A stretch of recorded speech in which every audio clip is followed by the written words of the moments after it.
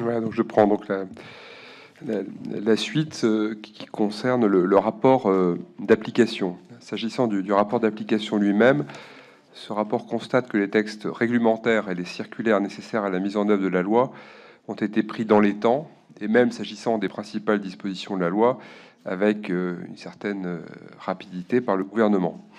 Le rapport regrette néanmoins l'absence de la remise d'une étude par le gouvernement au Parlement sur la coopération régionale et le fait qu'un certain nombre d'ordonnances prévues dans le second chapitre de la loi n'ont pas été prises ou ont été publiées et ratifiées avec retard.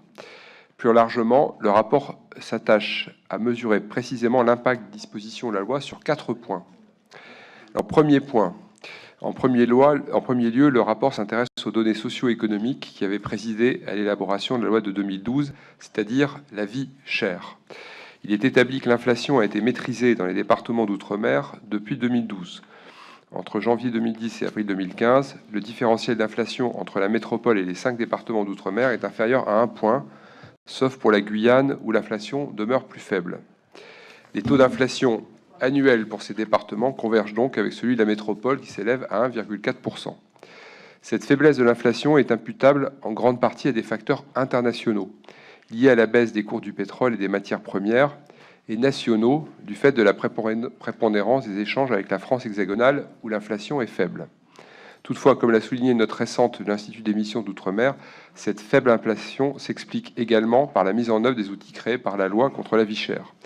Il convient toutefois de souligner que l'inflation reste encore aujourd'hui principalement tirée par les prix de l'alimentation. Ça fait d'ailleurs une différence avec la métropole. En 2013 et 2014, alors que les prix alimentaires étaient en baisse en métropole, ils continuaient d'augmenter dans les Outre-mer. Les prix alimentaires sont ainsi plus élevés d'environ 40% en Guyane et de 22% en Guadeloupe par rapport à la métropole. En outre, malgré la hausse des budgets des ménages dans les Outre-mer, les prix alimentaires conservent un poids constant dans le budget des ménages. Si des progrès importants ont donc été faits, le rapport fait le constat que la question de la vie chère demeure aujourd'hui prégnante en Outre-mer.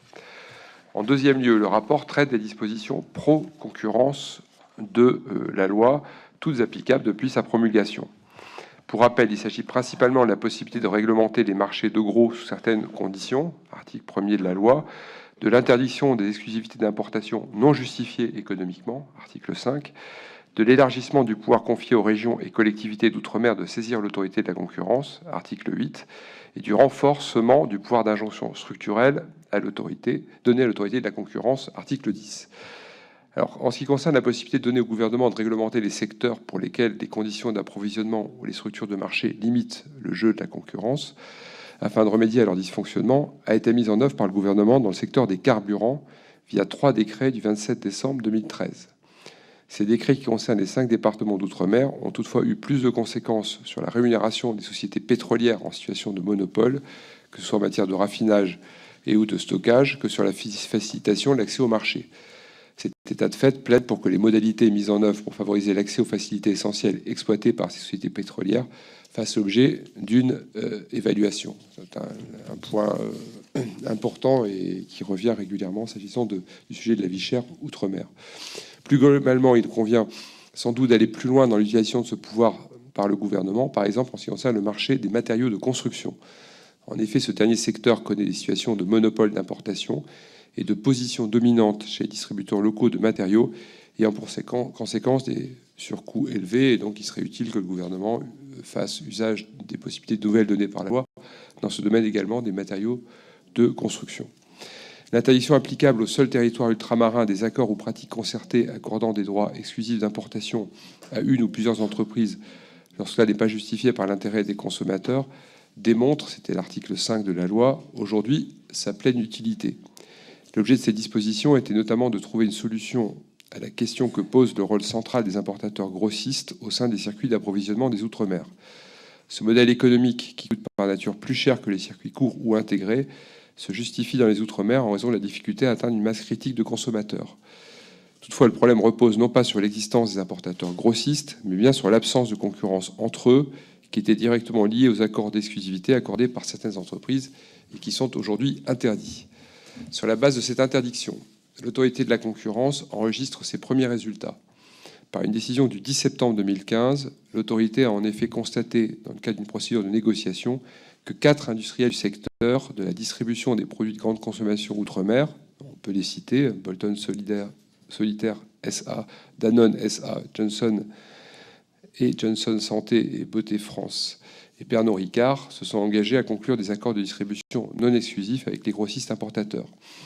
Ils ont même, dans le cadre de la procédure de l'autorité de la concurrence, souhaité aller au-delà de leurs obligations légales en proposant de sélectionner périodiquement leurs grossistes non exclusifs à partir de procédures d'appel d'offres ou de mise en concurrence transparentes et non discriminatoires.